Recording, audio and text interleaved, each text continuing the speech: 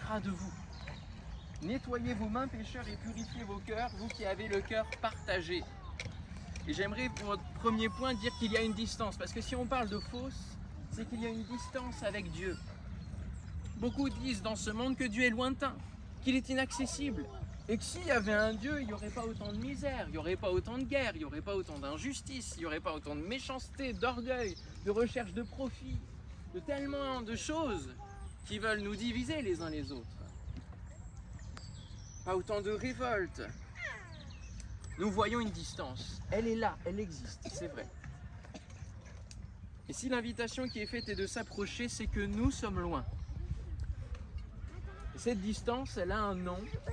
Et j'aimerais proclamer ce texte, ce chapitre 59 du prophète Ésaïe, qui dit non, la main de l'Éternel n'est pas trop courte pour sauver, et son oreille n'est pas sourde au point de ne plus vous entendre. Ce sont vos fautes qui vous séparent de votre Dieu. C'est à cause de vos péchés qu'il s'est détourné loin de vous pour ne plus vous entendre. Car vos mains sont tachées de sang et vos doigts de péché. Vos lèvres disent des mensonges, votre langue susurre des paroles perfides. Personne n'invoque le droit et nul ne plaide selon la vérité. On s'appuie sur des faussetés et l'on allègue des mensonges. Ils conçoivent le mal et enfantent le crime. Ils couvent des œufs de vipères, tissent des toiles d'araignée. Qui mange de ces œufs mourra. De chaque œuf couvé qui éclot sortira un serpent. Leurs toiles d'araignée ne servent pas de vêtements et l'on ne peut pas se couvrir de ce qu'ils ont confectionné. Les œuvres qu'ils produisent sont des œuvres mauvaises, de leurs mains ils commettent des actes de violence. Leurs pieds courent au mal et ils ont hâte de verser le sang innocent. Leurs pensées sont sans cesse orientées vers le mal. Dévastation et destruction jalonnent leur parcours. Ils ne connaissent pas le chemin de la paix et le droit est absent des routes qu'ils empruntent. Les sentiers qu'ils se tracent sont des voies tortueuses. Quiconque s'y engage ne connaît pas la paix. Là, on entend parler de ils. Ils font cela. Ils. D'accord? C'est étranger à nous. On ne se met pas dans ce paquet-là. Mais attendons, écoutons la suite. C'est pourquoi le droit demeure loin de nous. Et l'on ne nous rend pas justice. Nous espérions de la lumière et c'est l'obscurité. Oui, nous espérions la clarté, nous marchons dans les ténèbres. Nous allons à tâtons comme des gens aveugles le long d'un mur. Comme ceux qui n'ont plus leurs yeux, nous allons à tâtons, nous trébuchons en plein midi comme à la nuit tombante. Tout en étant plein de vigueur, nous sommes comme morts. Nous grondons tous comme des ours et nous ne cessons de gémir tout comme des colombes. Désolé, écoute. Nous espérons le droit, mais il n'y en a pas, et le salut, mais il est loin de nous. Car nos révoltes contre toi, ô Dieu, sont nombreuses et nos péchés témoignent contre nous. Nos fautes restent attachées à nous et nos égarements, nous les connaissons bien. Nous sommes des rebelles et nous avons trompé l'Éternel notre Dieu en lui tournant le dos. Nous avons médité l'oppression, la révolte et nous avons projeté des propos mensongers dans notre cœur. Aussi le droit recule et la justice est loin de nous. La vérité trébuche sur la place publique. Et la droiture ne peut y accéder. La vérité a disparu et celui qui se détourne du mal se fait piller. Et l'Éternel a vu avec indignation qu'il n'y a plus de droit. Il n'a trouvé personne qui intercède, il s'en est étonné. Alors son propre bras lui est venu en aide. Ah oui, il a fallu qu'il se débrouille tout seul. Et sa justice a été son soutien. Il se revêt de la justice comme d'une cuirasse. Il s'est mis sur la tête le casque du salut. En guise de tunique, il s'est drapé de la rétribution. Il s'est enveloppé d'une ardeur combative comme dans un manteau. Il rendra à chacun ce qui lui vaut, ce qu'il a fait. La fureur à ses adversaires et leur dû à ses ennemis. Il paiera leur salaire aux habitants des îles et des régions côtières. Et ainsi on révérera l'Éternel et sa gloire de l'Occident jusqu'au Levant. Je voulais le lire en entier parce que c'est très très intéressant. Au début c'est il et bien souvent nous ne voulons pas reconnaître que nous faisons part, nous prenons part à la méchanceté, à des choses comme cela. Nous ne voulons pas reconnaître que nous pouvons manifester un certain orgueil. Et ce que Dieu nous appelle à faire, c'est à reconnaître, à confesser notre péché personnel, chacun pour sa part. Ce péché qui crée la fosse inaccessible nous permet de ne pas être, nous ne pouvons pas escalader cette fosse-là pour atteindre Dieu, pour atteindre ce que nous recherchons au plus profond de notre être, c'est-à-dire le paradis, le bien-être éternel. alors nous avons peur de Dieu. Parce que ce fossé crée en nous la peur d'un Dieu. Pour cela que nous sommes loin. Nous pensons qu'il va nous frapper.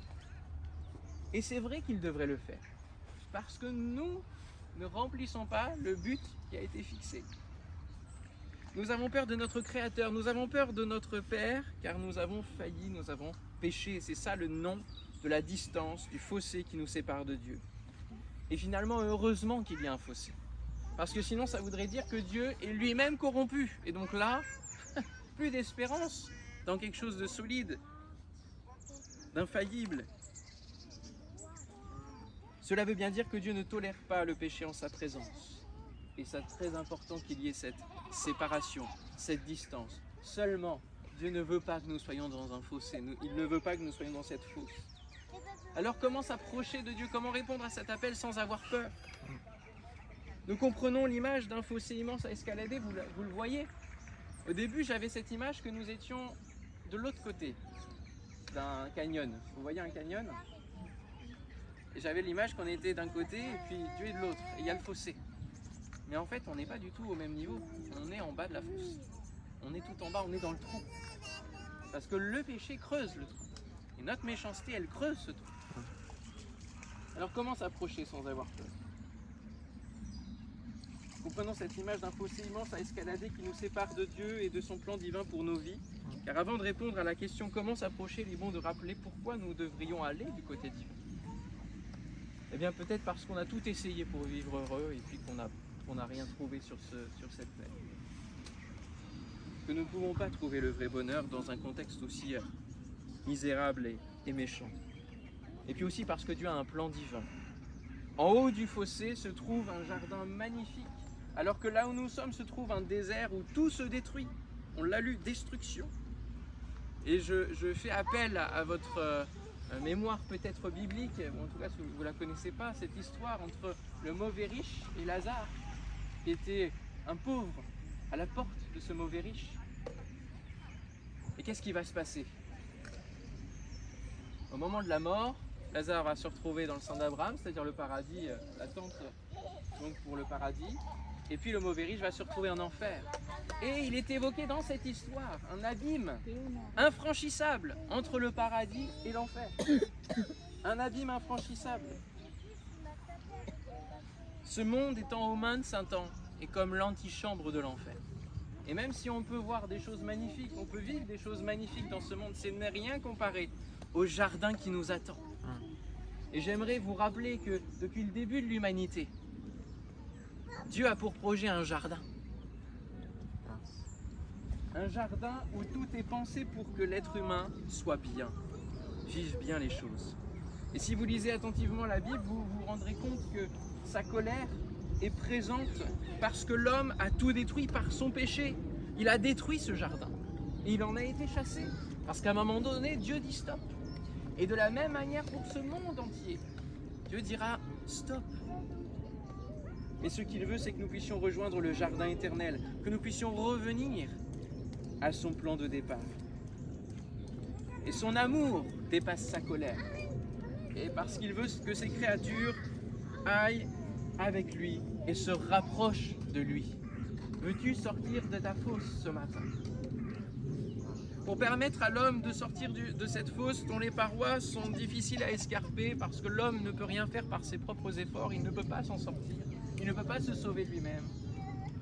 Alors Dieu va mettre un moyen de salut en place qui a la forme d'une croix. Et le moyen d'être sauvé pour l'éternité, c'est Jésus qui meurt pour nous, qui se sacrifie et qui va dans la fosse pour nous en relever. Alors veux-tu saisir la main de Jésus ce matin, qui te permet de sortir de la fosse? Et c'est parce qu'il y a la croix que nous pouvons nous approcher du Père. Et il est dit dans Hébreux, chapitre 12, versets 22-24, vous vous êtes approchés de la montagne de Sion, de la cité du Dieu vivant, de la Jérusalem céleste. Donc là, on évoque des choses qui vont arriver, avec ces milliers d'anges en fait. Vous vous êtes approchés de l'assemblée des fils premiers-nés de Dieu, dont les noms sont inscrits dans les cieux. Donc ça, ce sont ceux qui sont déjà dans l'éternité, qui sont passés de ce monde à l'au-delà. Vous vous êtes approchés de Dieu, le juge de tous les hommes, et des esprits des justes qui sont parvenus à la perfection.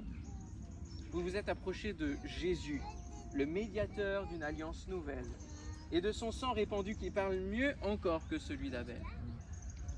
Et donc on comprend une certaine hiérarchie là qu'il faut que nous prenions dans l'autre sens, nous.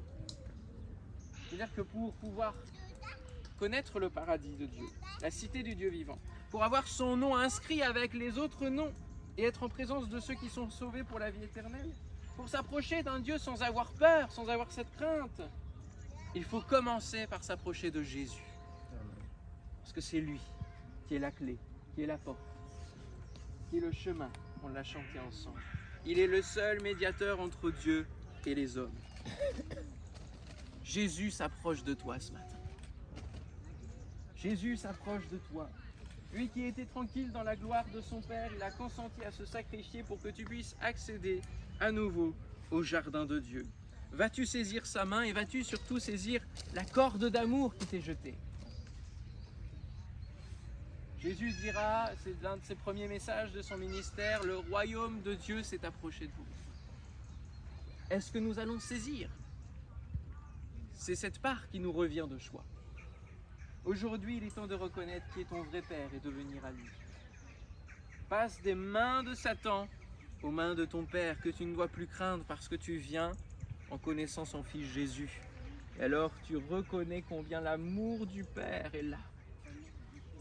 Et que sa colère peut être évitée parce que Jésus en a payé le prix. Pour parler du peuple d'Israël que Dieu a voulu sauver dans l'Ancien Testament, voici ce que Dieu dit.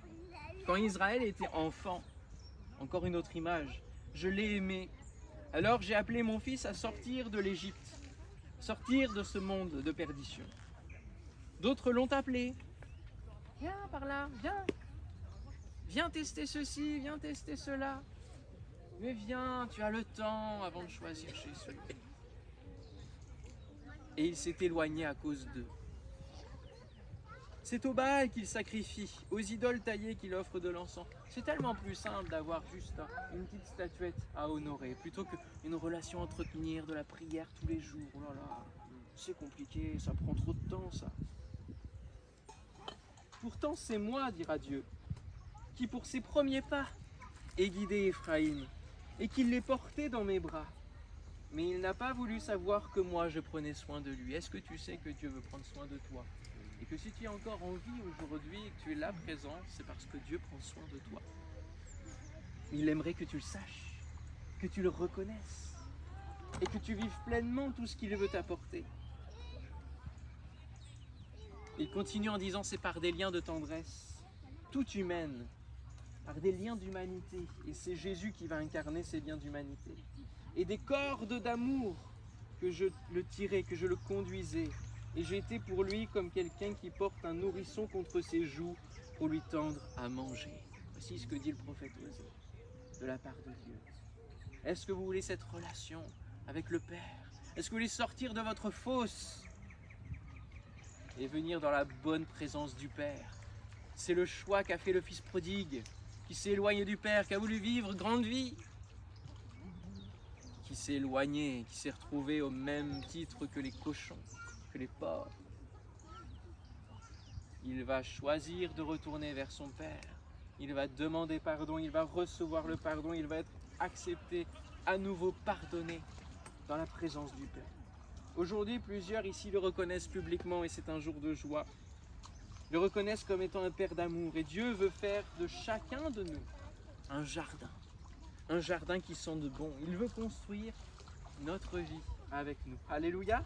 Amen. Alors Dieu parle en ce jour, et je citerai encore 2 textes, parce que c'est la parole de Dieu qui fait effet dans nos cœurs. Job dit, Dieu parle tantôt d'une manière, tantôt d'une autre, et l'on n'y prend point garde. Il parle par des songes, par des visions nocturnes, comme les hommes sont livrés à un profond sommeil quand ils sont endormis sur leur couche. Alors il leur donne des avertissements et met le sceau à ses instructions, afin de détourner l'homme du mal et de le préserver de l'orgueil, afin de garantir son âme de la fausse et sa vie des coups du glaive. Par la douleur aussi, l'homme est repris sur sa couche, quand une lutte continue vient agiter ses os. Alors il prend des goules-pains, même les aliments les plus exquis, Sa chair se consume et disparaît, ses os qu'on ne voyait pas sont mis à nu. Son âme s'approche de la fosse, et sa vie des messagers de la mort. Mais s'il se trouve pour lui un ange intercesseur, un d'entre les 1000 qui annonce à l'homme la voie qu'il doit suivre, Dieu a compassion de lui et dit à l'ange, délivre-le, afin qu'il ne descende pas dans la fosse. J'ai trouvé une rançon. Alléluia. J'ai trouvé une rançon. Et la rançon, elle s'appelle Christ. Alléluia. Il s'est livré en rançon pour plusieurs. Alors aujourd'hui, nous pouvons chanter comme David ce chant qui se trouve dans Psaume 103. Mon âme, bénis l'Éternel et n'oublie aucun de ses bienfaits. C'est lui qui pardonne toutes tes iniquités, qui guérit toutes tes maladies. C'est lui qui délivre ta vie de la fosse, qui te couronne de bonté et de miséricorde. C'est lui. Personne d'autre ne peut le faire pour toi que lui seul. Alléluia. Amen. On chante ce chant. Mon âme bénit l'Éternel. Je vous l'ai mis dans le WhatsApp.